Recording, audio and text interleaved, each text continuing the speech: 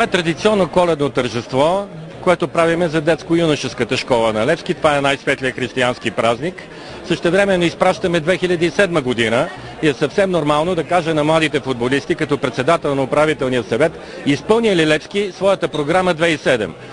Моето мнение, което утре ще споделя и на заседанието на управителния съвет и пред собственика на отбора, Левски изпълни план 2007 предсрочно.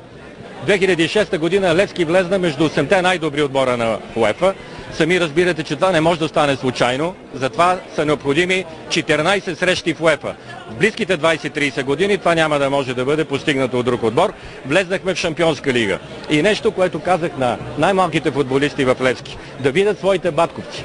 Кой друг отбор в Европа даде възможност на свой 18 годишен играч да вкара гол на Челси?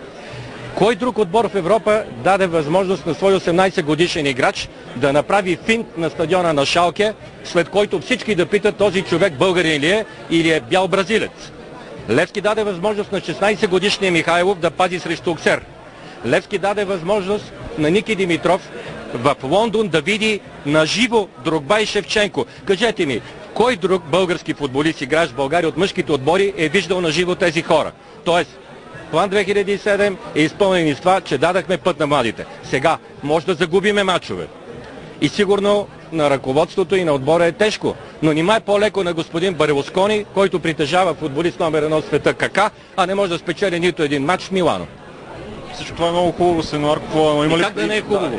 По-хубаво от това аз не виждам. Има ли проблеми в Левски? Знаете за последните събития и какво очаквате утре? Проблема в Левски е, че последния месец отбора ни игра добре, изневери на стила си. Нещо нетипично за един отбор е като Левски да вкара един само гол в последните 3 мача от Дуспа.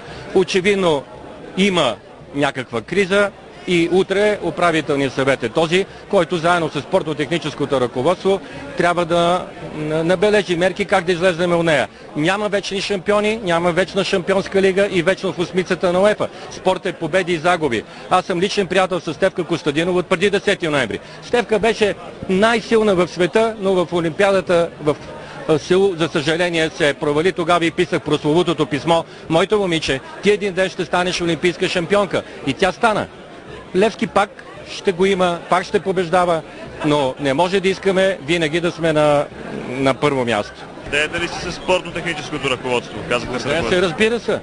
Ами, вижте, ние постигнахме такива уникални успехи, каквито никой друг български отбор, макар че желая на всички български отбори да се постигне. Представете ли си в близко бъдеще български отбор да изигра 14 мача в УЕФА, да нокаутира Рапид, да бие Марсилия на Рибери, да остави зад гърба си в групите на УЕФА шампиона на УЕФА ЦСКА Москва, да разгроми Арт Медиа, която идва от Шампионска лига, да надиграе един от 4-те най-добри отбора в момента в Италия, Удинезе, без да загуби, и накрая само един много слаб съдия или злонамерен ни реши от възможността да играем полуфинал. Левски влезе в Шампионска лига и даде възможност на своите млади футболисти да играят в УЕФА и Шампионска лига.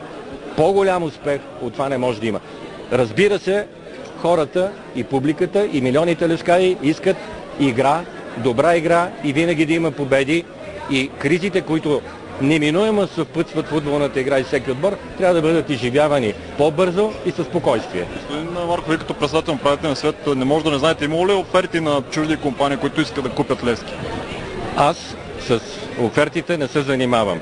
С офертите и с парите се занимава който дава парите. Господин Батков дава парите, той поръчва музиката. Питам дали знаете за оферта? Не знам.